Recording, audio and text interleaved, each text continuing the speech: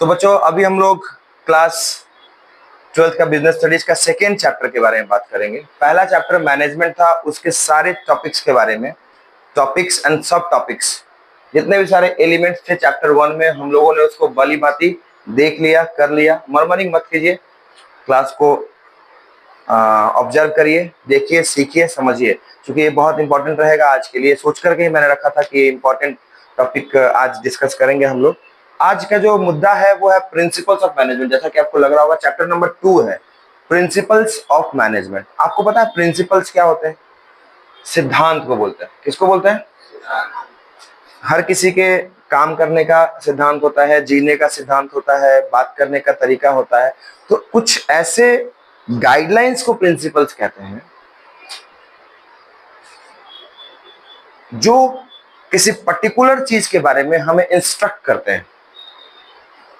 मैं ये नहीं कह रहा हूं कि प्रिंसिपल सिर्फ मैनेजमेंट में है, या सिर्फ केमिस्ट्री में है, या सिर्फ बायोलॉजी में है, या सिर्फ अकाउंटेंसी में है। प्रिंसिपल्स हर जगह है, ठीक है। हमारे घर में हमारे जो ग्रैंड फादर्स होते हैं, नाना या दादाजी जो भी होते हैं, उन लोगों का रहन सहन हमारे रहन सहन से बिल्कुल अलग होता है। उनका वो सिद्धांत है, क्या है? झूठ नहीं बोलेंगे, जो उनको पसंद नहीं होगा वो नहीं खाएंगे, ठीक है। बात करने का एक तहजीब होता है, ठीक है। पनिशमेंट देने का भी तहजीब होता है कि फलाना, हम बच्चा को पहले से पता होता है कि दादाजी हमको ऐसे ट्रीट करेंगे, एक गलती करेंगे तो दादी ऐसे ट्रीट करेगी, या पापा ऐसे, मम्मी ऐसे, पता होता है। These are their principles. क्या बोलते हैं उसको हम लोग? सिद्धांत। मैनेजमेंट जब हम करने चलते हैं तो हमें कुछ रूल्स, कुछ रेगुलेशंस, कुछ गाइडलाइंस, कुछ ऑब्जर्वेशंस को फॉलो करना पड़ता है। आप लोगों को याद होगा अकाउंटिंग प्रिंसिपल्स में हम लोग पढ़े थे गोइंग कंसर्न कॉन्सेप्ट। वहां पर हम लोगों ने कुछ पढ़ा था, कुछ पोस्टुलेट्स, कुछ एजम्पशंस और कुछ कॉन्सेप्ट्स। अकाउंटिंग प्रिंसिपल्स को दो तीन पार्ट में बांटा गया था।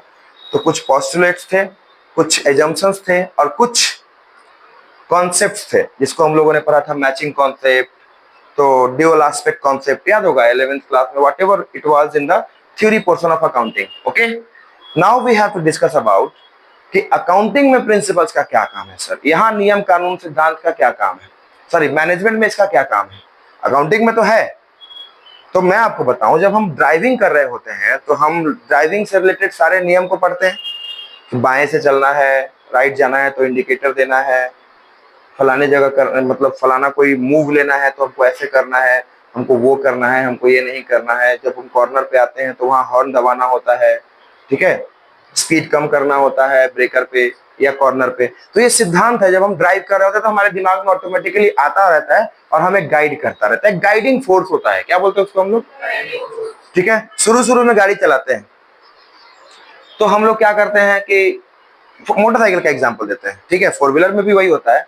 पहले बार जब बाइक चलाना सीखते हैं तो कीज ऑन करने के बाद हम क्लच लेते हैं, फिर हम सेल्फ लेते हैं या किक लेते हैं, फिर हम जाकर के गाड़ी को धीरे धीरे धीरे धीरे एक नंबर में छोड़ते हैं क्लच को, वैसे वैसे गाड़ी आगे बढ़ती है। फिर कुछ दूर चलते हैं तो फिर क्लच लेके फिर गियर देते हैं। कई बार इसमें गाड़ी बंद होता है, ठीक है। फिर कई बार गाड़ी चलाना धीरे धीरे हम 10 दिनों में, 5 दिनों में सीख जाते हैं। लेकिन जब हम रेगुलर गाड़ी चलाने लगते हैं तो क्या हमें वो चीज करना पड़ता है जो पहले दिन किया था? नहीं किया था। हम उस चीज को, हमारा सबकॉन्शियस माइंड जो होता है उस चीज को गाइड कर रहा होता है हमको। क्या कर रहा होता है कि हाँ भाई देखो क्लच ले लो। बात करते करते भी हम जा रहे होते हैं, जो कि गलत है। गाना सुनते हुए, बात करते हुए हमारा सबकॉन्शियस माइंड बटा होता है और बाकी सारी चीजों में, उसी में कुछ लोगों के साथ जिनका थोड़ा सा वीक है सबकॉन्शियस, वो एक्सीडेंट कर जाते हैं, सही डिसीजन नहीं ले पाते हैं, क्या करना है कैसे करना है। कई बार डर के ज्यादा ही एक्सीलेटर ले लेते हैं, कुछ लोग रुक जाते हैं ताकि पीछे से आगे ठुक जाते हैं, ठीक है। इस तरह से चीजें होती है। तो ये हमारा सबकॉन्शियस माइंड करता है, कुछ गाइड्स। क्या करता है वो? गाइड करता है। तो कहीं ना कहीं अभी हम बात करेंगे प्रिंसिपल्स ऑफ मैनेजमेंट के बारे में कि सर जैसे कोई, मैंने कहा एक प्रॉपर एग्जांपल हो गया, एक मैंने ड्राइविंग का एग्जांपल दे दिया। अब मैं आपको छोटा सा क्रिकेट का एग्जांपल देता हूं। अगर वो क्रिकेट खेल रहा है तो नियम कैरम का याद रखेगा। किसका की नियम याद रखेगा? चेस खेलेगा तो जरूर कैरम का नियम याद रखेगा। चेस में चेस का ही नियम चाहिए ना। उसी तरह से जब हम कोई चीज करते हैं, कोई भी काम कर रहे होते हैं, मम्मी जो खाना बना रही होती है तो उसका अलग से सिस्टम होता है, सिलाई कर रही होती है तो उनका कुछ अलग सिस्टम होता है, कुछ कॉन्सेप्ट मतलब कॉन्सेप्ट रख के चलते हैं। जब मतलब क्या बोलते हैं उसको, झाड़ू मार रहे होते हैं तो उसका कुछ अलग सिस्टम होता है कि हाँ इस टाइम पे मारना है, इस टाइम पे नहीं मारना है, यहाँ मारना है, यहाँ नहीं मारना है, यहाँ साफ करना है, यहाँ नहीं करना है। ठीक है, तो ये सारा चीज जब हमारे नॉर्मल डेज ऑफ लाइफ में होता है तो मैनेजमेंट तो बहुत बड़ी चीज है। क्या यहाँ प्रिंसिपल रिक्वायर्ड नहीं है? एक ऑर्गेनाइजेशन में जब आप काम करते हैं एज अ मैनेजर, तो क्या आपको कुछ गाइड करने वाला नहीं होना चाहिए? आपसे ऊपर कोई नहीं है, आपसे ऊपर वो गाइडिंग फोर्स है जो आपको गाइड कर रही है। और वो गाइडिंग फोर्स क्या है? वो गाइडिंग फोर्स कुछ रूल्स है, कुछ फंडामेंटल गाइडलाइंस है, कुछ ऑब्जर्वेशंस हैं, कुछ फैक्ट्स हैं और कुछ इंफॉर्मेशंस हैं जो आपको गाइड करते हैं। तो अगर इतना सब कुछ जोड़ेंगे, क्या बोलते हैं उसको, कंपाइल करेंगे, तो हमें मैनेजमेंट प्रिंसिपल्स का प्रॉपर मीनिंग पता चलेगा। And which is like this: management principles are the fundamental guidelines or instructions which is kept in mind by the managerial members while they are managing something like enterprises, like some।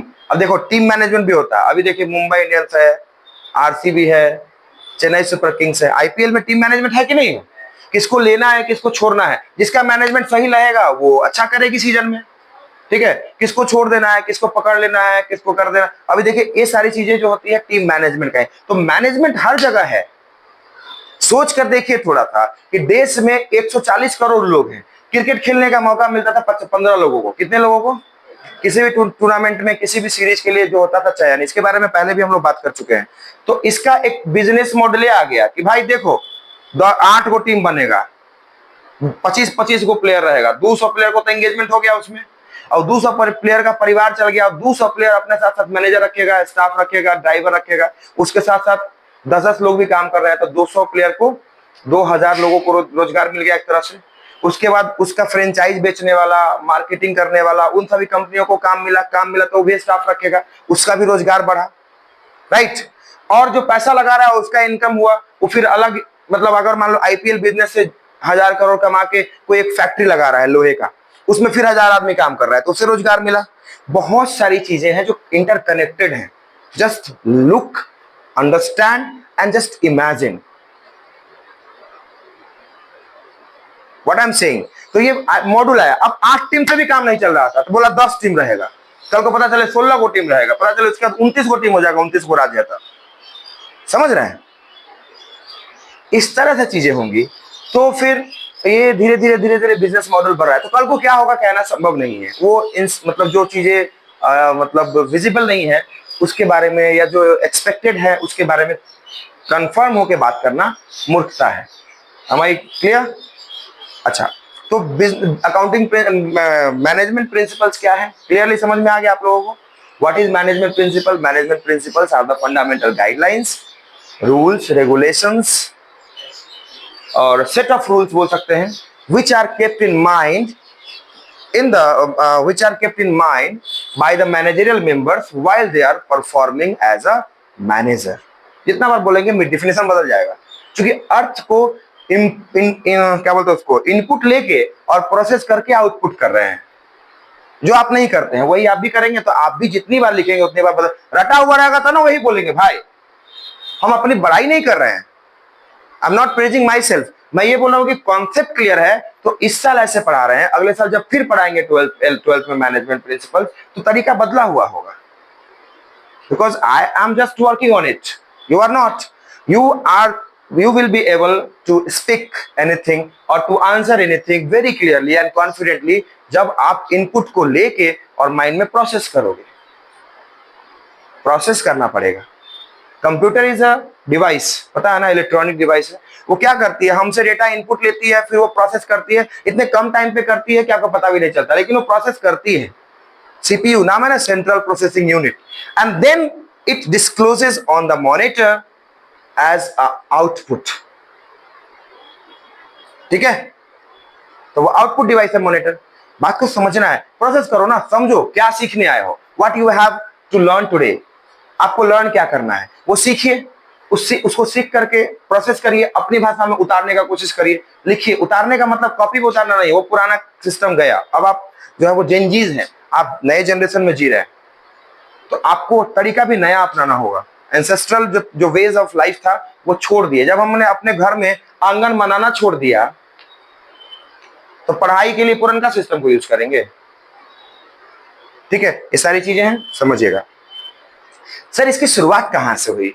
तो मुझे आज जो story आप लोगों को बताना था, principles of management, इतना समझ गए। अब ये क्या होते हैं, कैसे होते हैं, बाद में बात करेंगे। आया कहां से और हु इन्वेंटेड इट, उनके बारे में बात करते हैं। एक आदमी था जिनका नाम था हेनरी फ्योल। क्या नाम था उनका? Henry Fayol. क्या नाम था इनका भैया? कहां के थे ये फ्रांस के थे। Just close the books and listen, just listen, and I'm damn sure the story will be remembered by you till your last breath if you want to make it remember. अगर आप चाहेंगे इसको याद रखना तो आपको हमेशा याद रहेगा। This is the story of the father of management. Father of, who is known as the father of traditional management? This person. क्या नाम है इनका? कहाँ के थे ये? जैसे आपको याद होगा लुकास पेसियोली के बारे में। लुकास पेसियोली अकाउंटिंग के फादर जिसको बोलते थे, 1494 में उनका बर्थ। क्या बोलते हैं, उन्होंने एक बुक लिखी थी, उसमें उन्होंने बुक कीपिंग के बारे में थोड़ा सा इंफॉर्मेशन दिया था। That's why the book was known as the first book of book keeping and accounting. Clear? मैं ये सवाल करता हूँ कि 1494 में लुकास पेसियोली जो कि इटली का था, उसने दिया कि बुक कीपिंग ऐसे होता है, वो होता है, ये होता है, पहली बार उसने रिकॉर्ड में डाला। क्या उससे पहले लोग हिसाब नहीं करते थे? उससे पहले पुराने जमाने में जो चाणक्य, कौटिल्य, ये लोग थे, वो क्या कर रहे थे? और उससे भी पहले जो अलग अलग युगों में जो व्यवसाय होता था, वहां हिसाब किताब नहीं होता था।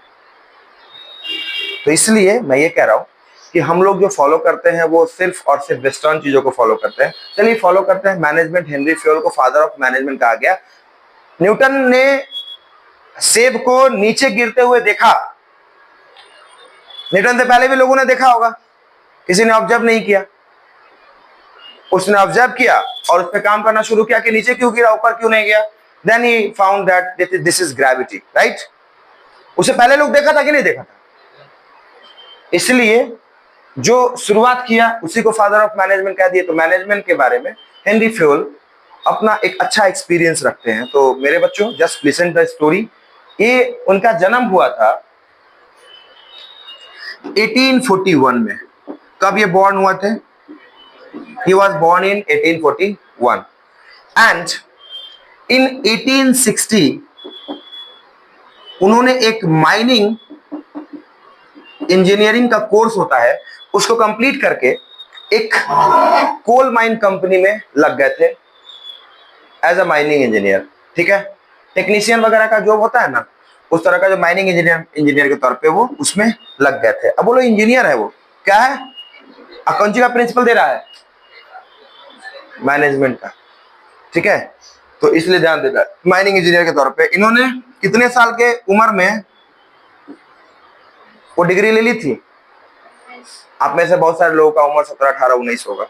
आपके एज में उन्होंने माइनिंग इंजीनियरिंग की डिग्री कंप्लीट कर ली थी और उन्होंने ज्वाइन कर लिया था एक कंपनी, कोल माइन कंपनी। कौन सी कोल माइन कंपनी? कौन सी कंपनी? Coal mine company. कौन सी कोल माइन कंपनी मैं पूछ रहा हूँ? कोल माइन बोल रहा हूँ तो फिर कौन सी पूछने की क्या जरूरत है? कोल माइन कंपनी उन्होंने ज्वाइन कर लिया था। नाम वगैरह नहीं दिया हुआ है, बस समझिएगा बात को। ठीक है, पढ़िएगा इनके बारे में और डिटेल में आपको पता चलेगा। नेक्स्ट, इन्होंने 1860 से लेके 1888 तक इसमें छोटे बड़े बहुत सारे पदों पे काम किया। कितने साल तक? Till 1888। Am I audible? Is it visible? Okay. अब देखिए थोड़ा डेट ध्यान रख देते चलिएगा। 19 साल में जॉब पे लग गया। कब लग गया जॉब पे? और कितने साल जॉब किया एज अ माइनिंग इंजीनियर? और छोटे, ऐसा नहीं है कि वो 28 साल से वही काम कर रहा था। 28 साल का गैप है ना? कितने साल का गैप है? 28 साल तक एक ही काम करता रहा। छोटे बड़े पदों पे काम करते करते करते करते प्रमोशन हुआ होगा, ठीक है। तो जब ये 1888 में उस कंपनी की हालत बहुत डगमगा गई, डाउनफॉल में जाने लगी कंपनी, ठीक है, वो कोल माइन कंपनी डाउनफॉल में जाने लगी, तो इनको उस कंपनी का सीईओ बनाया गया। क्या बनाया गया? ठीक है, क्या बनाया गया? Understood guys? ओके, यहां तक समझ में आ रहा सबको? हाँ, नेक्स्ट। अब क्या हुआ कि जब इनको उस कंपनी का सीईओ बनाया गया, तो होता नहीं है बचपन में हम लोग जो है मतलब छोटे भाई बहन का नाम लगा देते हैं, किसी चीज में कोई गलत काम करते हैं और हमसे हो जाता है और गिरा पड़ा देते हैं घर में कोई सामान, और फिर बोल देते हैं छोटे भाई बहन का नाम, जो बोल नहीं सकता है, जस्टिफाई नहीं कर सकता अपने आप को। ऐसा बहुत सारा रील्स वगैरह भी देखते होंगे, बहन छोटी है तो उसका नाम लगा दिया, भाई छोटा है तो उसका नाम लगा दिया कि बुआ किया है, ये किया है, वो किया है, ठीक है। तो इसमें जबकि वो बोल नहीं सकता है, मम्मी पापा का गुस्सा शांत हो जाता है, अगर पता चला कि आपने किया है तो आपका तो इलाज हो जाएगा, इसलिए आप दूसरों का नाम लगा देते हैं। तो इनको सीईओ बनाया गया था मजबूरी में, ये फाउंडर नहीं थे, ये मतलब चॉइस नहीं थे। क्या नहीं थे?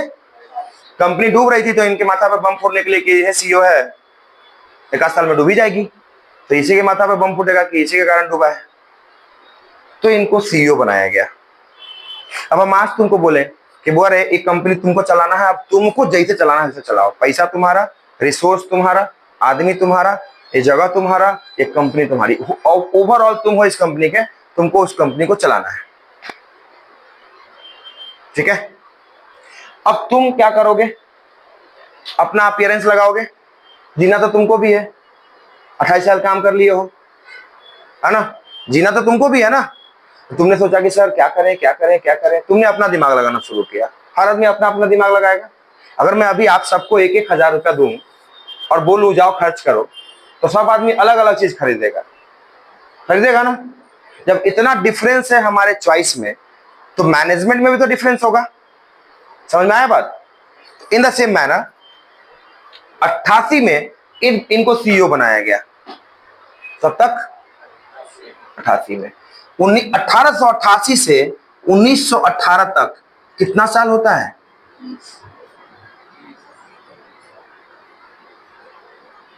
30 years एज सीईओ और 28 years एज डिफरेंट पोस्ट। बहुत सारे पोस्ट पे कितना साल काम किया? 28 साल। जितना साल में हमारे यहाँ आदमी मर जाता है, उतना साल तक इसका वर्क एक्सपीरियंस है खाली। कितना साल एक्सपीरियंस हो गया? 28 और 30 कितना होता है? 58 साल। My father's age is 56।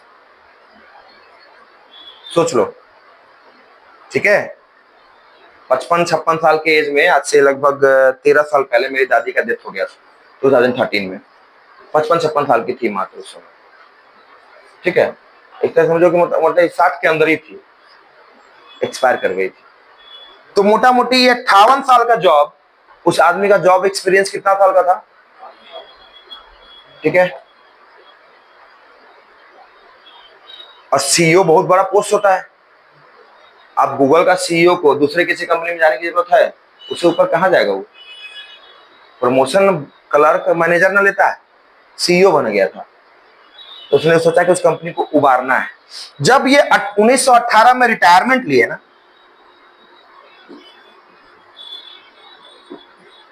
तो वो कंपनी उस समय की टॉप की कोल माइन कंपनी थी।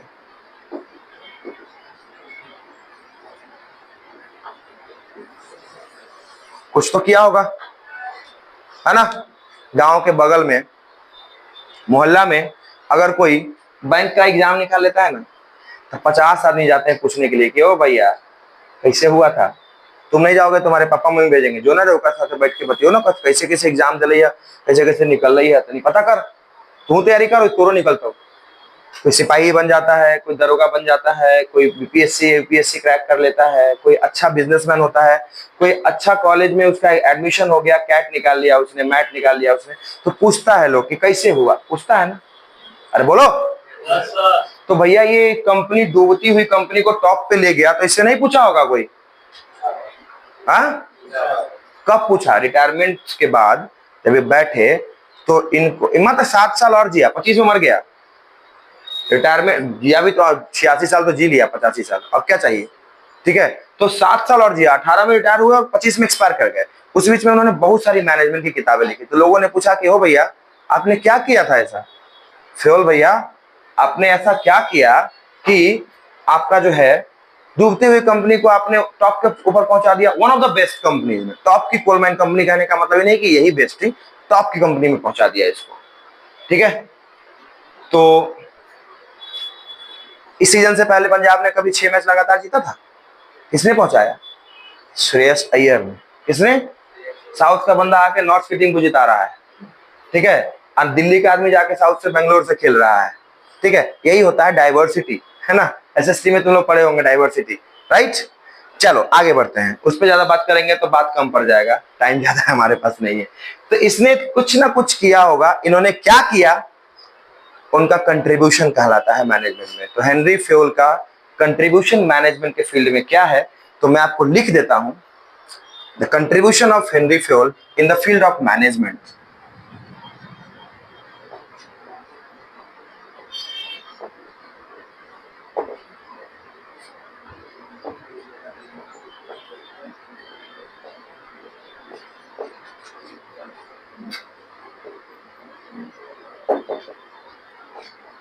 पहला,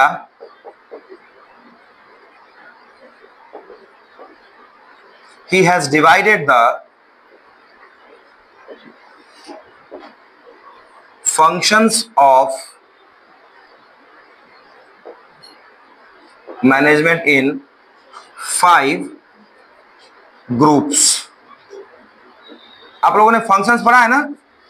अरे मैनेजमेंट का फंक्शन पढ़ा है ना? वो किसने दिया था? हेनरी फ्योल ने दिया था। किसने दिया था? दूसरा, he has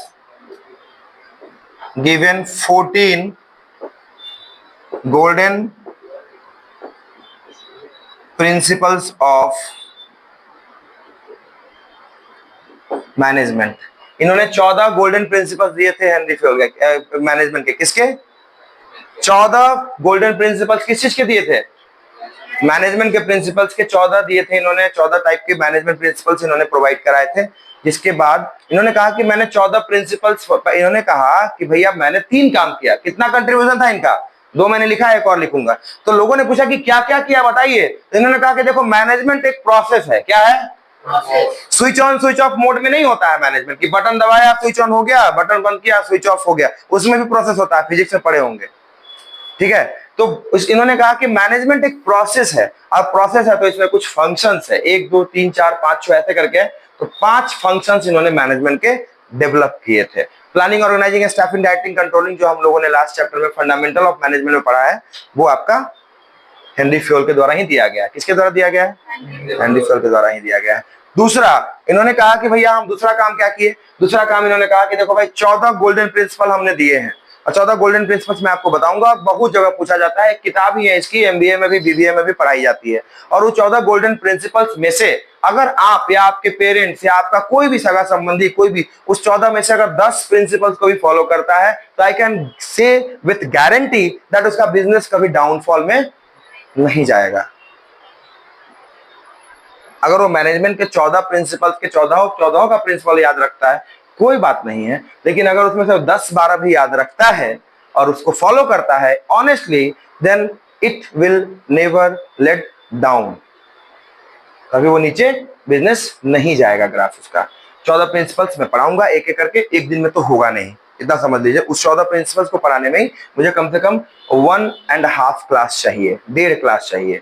अब वो किसी वीकेंड में ही होगा या फिर बीच में किसी दिन होगा, तो एक दिन पूरा और फिर दूसरे दिन थोड़ा सा टाइम लगेगा, क्योंकि उसको मजाक में नहीं ले सकते हैं, हर जगह पूछता है और हर बार पूछता है, ठीक है। आगे बढ़ते हैं। तीसरा उन्होंने क्या कहा?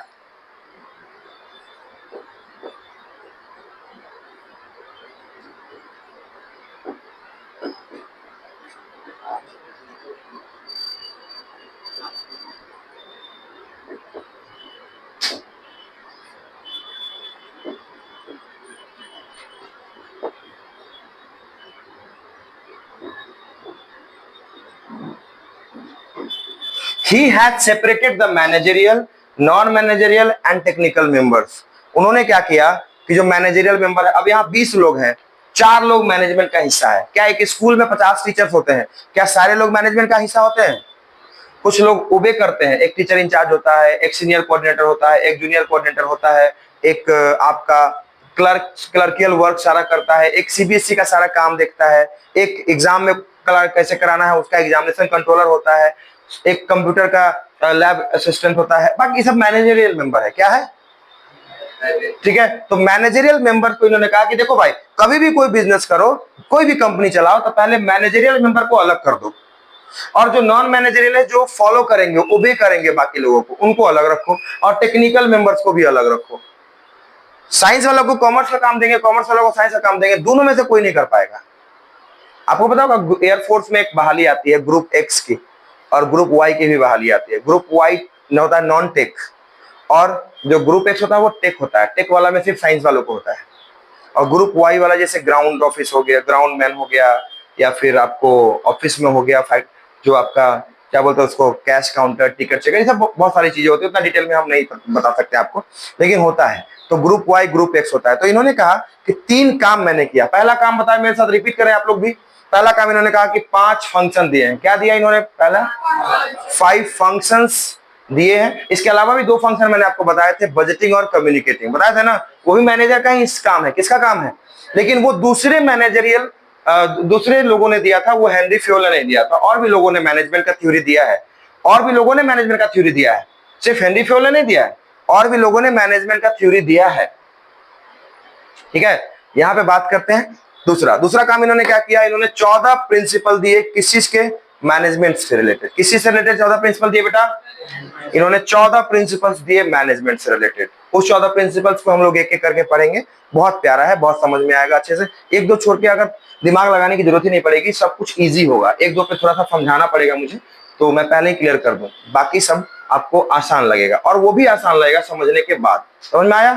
इन्होंने 14 प्रिंसिपल्स दिए थे, और उसके बाद इन्होंने क्या किया था? तीसरा काम, he has separated the managerial and non-managerial and technical members separately। Separate कर दिया। सब काम कर सकता है क्या? अगर सब काम कर पाता तो आरडीएस कॉलेज में 3 डिपार्टमेंट नहीं ना होता, science department, commerce department, arts department, होता क्या? Everybody can't perform everything, every work, every task. We have some specific qualifications and qualities and skills on the basis of which we perform our work or tasks। ठीक है?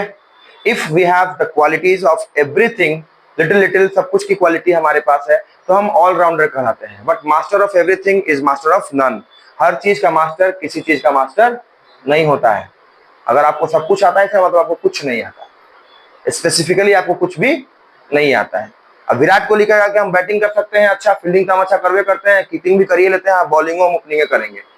तो जब bowling पर focus करेगा ना, तो फोकस बैटिंग से हट जाएगा। आपको बता दूं, दुनिया के 2 सबसे खतरनाक बैट्समैन भारत के जो आए थे बॉलिंग करने, उसमें से एक थे हमारे क्रिकेट टीम के पूर्व कप्तान दादा सौरव गांगुली, बॉलिंग करने आए थे, और एक थे हमारे सचिन तेंदुलकर। ठीक है, उनका मैंने कहीं पढ़ा था, maybe I am wrong, but इन दोनों के बारे में मैं जानता हूं क्योंकि मैंने एडमायर किया है। और जब ये लोग क्रिकेट खेलते थे उस समय कोई हॉटस्टार और ये सब चीजें नहीं थी, तो हम लोग ब्लैक एंड व्हाइट टीवी में देखा करते थे, वो भी बहुत कम, और ऑडियो सुना करते थे रेडियो पे, और कल होकर पेपर का इंतजार करते थे कि आज पेपर पे किसका पिक्चर छपा होगा। ठीक है, तो मैन ऑफ द मैच का या जो सबसे अच्छा खेलता था उसका पिक्चर और स्कोर कार्ड वगैरह होता था। आज के जैसे नहीं कि क्रिक बज खोला और सारा कहानी हमको उसमें पता चल गया, एक बॉल का कमेंट्री उसमें लिखता है। We have developed ourselves that much. सिर्फ एक चीज में डेवलप करें, हमारे काम में भी तो डेवलपमेंट होना चाहिए ना। पढ़ने का नया तरीका, इतना सारा कुछ आपको हेल्प करने के लिए है। चैट जीपीटी है, जेमिनाई है, यूट्यूब है, गूगल है, बुक्स है, स्पेसिफिक बुक्स है, सपोज क्या बोलते हैं उसको हम लोग, साइड बुक है, टीचर्स है, सिर्फ हम ही नहीं है और भी है टीचर्स, मैं कह रहा हूं।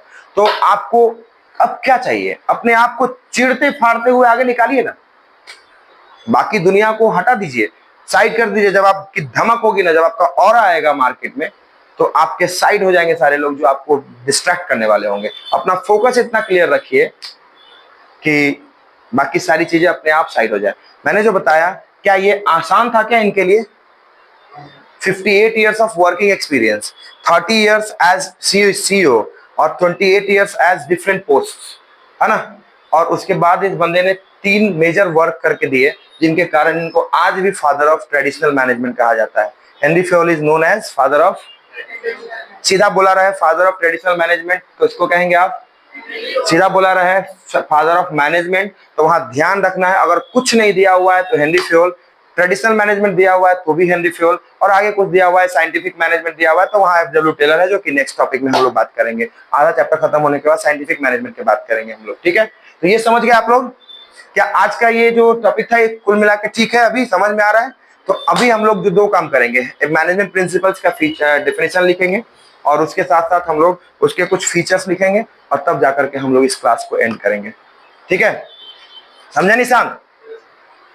ठीक है, आगे बढ़ते हैं फिर।